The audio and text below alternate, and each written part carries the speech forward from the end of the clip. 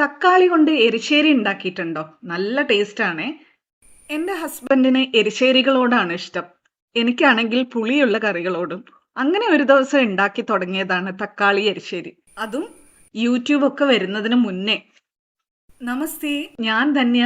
ഇത് വെജ് കേരള. എല്ലാവർക്കും വെജ് കേരളയുടെ ഒരു പുതിയ വീഡിയോയിലേക്ക് സ്വാഗതം. വീഡിയോ ഇഷ്ടപ്പെട്ടാൽ ലൈക്കും കമൻറ്റും പിന്നെ ഒരു ഹൈപ്പും കൂടെ തരാൻ മറക്കല്ലേ. ഒരു 4-5 പേർക്കുള്ള കറിക്ക് വേണ്ടിയിട്ട് തക്കാളി ചെറുതായി അരിഞ്ഞത് ഒരു 2-3 കപ്പ് എടുക്കാം കേട്ടോ. തക്കാളി എരിശ്ശേരിയിൽ പരീക്ഷണങ്ങൾ നടത്തി തുടങ്ങിയതിന് ശേഷമാണ് ഇതിലേക്ക് മുരിങ്ങക്കോല് ചേർക്കുന്നത്. തക്കാളി എരിശ്ശേരിയുടെ ടേസ്റ്റ് നന്നായിട്ട് കൂടുന്നതായിട്ട് കണ്ടു. അപ്പോൾ ഇത്രയും അളവുള്ള തക്കാളി കറിക്ക് ഞാൻ ഒരേ ഒരു തണ്ട് മുരിങ്ങക്കോല് ചേർക്കുന്നു കേട്ടോ. 2 രീതിയിലും വെച്ച് നോക്കൂ കേട്ടോ. മുരിങ്ങക്കോല് ചേർത്തിട്ടും ചേർക്കാതെയും ആ രുചി പ്രത്യേകം മനസ്സിലാവും. ഇനി 2 പേർക്കൊക്കെ ഉള്ള കറിയാണ് നിങ്ങൾ ഉണ്ടാക്കുന്നതെന്നുണ്ടെങ്കിൽ ഒരു 4-5 കഷ്ണം മുരിങ്ങക്കോല് ചേർത്താൽ മതിയേ. ഇനി കറി ഉണ്ടാക്കാൻ വലുപ്പത്തിലുള്ള ഒരു പാത്രം മീഡിയം ഫ്ലെയിമിൽ വെക്കാം. അതിലേക്ക് വെളിച്ചെണ്ണ ഒരു 2 ടീസ്പൂൺ ഒഴിച്ചു കൊടുക്കുന്നുണ്ട് കേട്ടോ. എണ്ണ ചൂടാകുമ്പോൾ ആദ്യം നമ്മൾ ഇതിലേക്ക് ചേർത്ത് കൊടുക്കുന്നത് മുരിങ്ങക്കോലാണ്. അതിൻ്റെ കൂടെ 2 പച്ചമുളകും കൂടെ ചേർക്കുന്നുണ്ട്.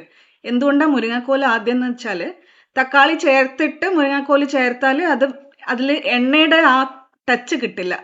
എണ്ണയിൽ കിടന്ന് വഴറ്റുമ്പോൾ മുരിങ്ങാക്കോലിന് ഒരു പ്രത്യേക ടേസ്റ്റാണ്. അത് എരിശ്ശേരിക്കും റിഫ്ലക്റ്റ് ചെയ്യും. ഏകദേശം 1 മിനിറ്റോളം വഴറ്റി കൊടുത്ത ശേഷം നമുക്ക് തക്കാളി അരിഞ്ഞു വെച്ചത് ചേർത്ത് കൊടുക്കാം. തക്കാളി ചേർത്തിട്ട് നന്നായിട്ട് വഴറ്റി കൊടുക്കാം. അതങ്ങ് ഉടച്ച് കലക്കി എടുക്കേണ്ട ആവശ്യമില്ല, ഒന്ന് വെന്ത് കിട്ടിയാൽ മതി. ഇപ്പം നിങ്ങൾക്കൊരു ചെറിയ സംശയം വരാം, ഇത് നേരിട്ട് വഴറ്റാതെ വെള്ളത്തിലിട്ട് വേവിക്കുകയോ കുക്കറിലിട്ട് വേവിക്കുകയോ ചെയ്തുകൂടെയെന്ന്. പക്ഷേ തക്കാളി ഇങ്ങനെ ചെയ്യുന്നത് കൊണ്ട് തക്കാളിക്ക് ഒരു നല്ല ചുവന്ന നിറം കിട്ടും എണ്ണയിലൊന്ന് വഴറ്റി കഴിയുമ്പോൾ. അപ്പോൾ നമുക്ക് നിറത്തിന് വേണ്ടി എക്സ്ട്രാ കാശ്മീരി ചില്ലിയോ മുളക് പൊടിയോ എക്സ്ട്രാ ആയിട്ട് ചേർക്കേണ്ടി വരില്ല. ശേഷം ഇതിലേക്ക് മഞ്ഞൾപ്പൊടി ഒരു 1/4 ടീസ്പൂൺ, ചുവന്ന മുളക് പൊടി 1 ടീസ്പൂൺ ചേർക്കാം. പാകത്തിന് കല്ലുപ്പും കൂടെ ചേർക്കുന്നുണ്ട്. വേണമെങ്കിൽ പിന്നീട് നമുക്ക് അഡ്ജസ്റ്റ് ചെയ്യാം. ഇത്രയും ചേർത്തിട്ട് നന്നായിട്ടൊന്ന് മിക്സ് ചെയ്ത് കൊടുക്കാം. ഇത് വഴറ്റിയിട്ട് ഇതുപോലെ ആയി കിട്ടിയാൽ മതി നമുക്ക്.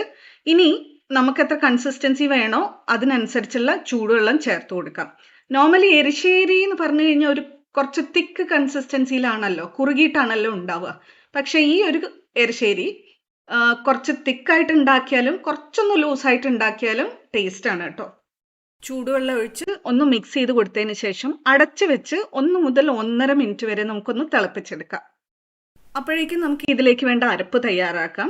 1/2 കപ്പ് ചിരകിയ തേങ്ങ, 1/4 ടീസ്പൂൺ ജീരകം, ഒരേ ഒരു വെളുത്തുള്ളി അല്ലി, ഒരേ ഒരു ചെറിയുള്ളിയുടെ പീസ്. ഇത്രയാണ് നമുക്ക് വേണ്ടത്. ഇത് വെളുത്തുള്ളിയും ഉള്ളിയും കഴിക്കാത്തവർക്ക് അത് സ്കിപ്പ് ചെയ്യാം, എന്നാലും നല്ല ടേസ്റ്റാണ് ഈ കറിക്ക്. ഈ അരപ്പിൻ്റെ പാകം എന്ന് പറഞ്ഞു കഴിഞ്ഞാൽ നോർമൽ എരിശ്ശേരിക്ക് കുറച്ചൊരു തരിതരിപ്പായിട്ടാണ് നമ്മൾ അരച്ചെടുക്കുക. അതിനേക്കാളും കുറച്ചൊന്ന് സ്മൂത്തായിട്ട്, എന്നാൽ അങ്ങ് മഷി പോലെ അരയ്ക്കുകയും വേണ്ട.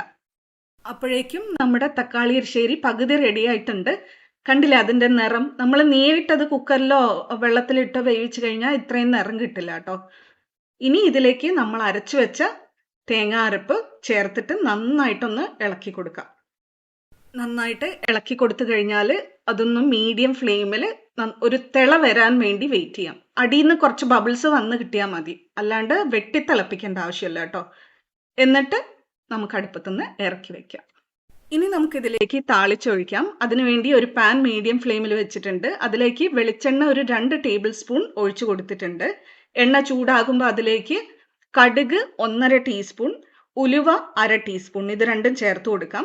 സാധാരണ എരിശ്ശേരിയിൽ ഉലുവ ചേർക്കാറില്ല, പക്ഷേ ഇവിടെ തക്കാളിയുടെ പുളി ഉള്ളത് കൊണ്ടാണ് ഞാനിതിൽ ഉലുവ ചേർക്കുന്നത്.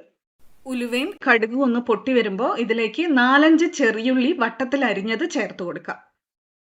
വഴറ്റി കൊടുക്കാം. ചെറിയുള്ളി ഒന്ന് ചെറുതായിട്ട് മുരിയാൻ തുടങ്ങുന്നത് വരെ, കരിഞ്ഞു പോകരുതേ. ശേഷം നമുക്കിതിലേക്ക് വറ്റൽമുളക് ഒരു 3-4 ചേർക്കുന്നുണ്ട് ഞാൻ. 2 തണ്ട് കറിവേപ്പിലയും.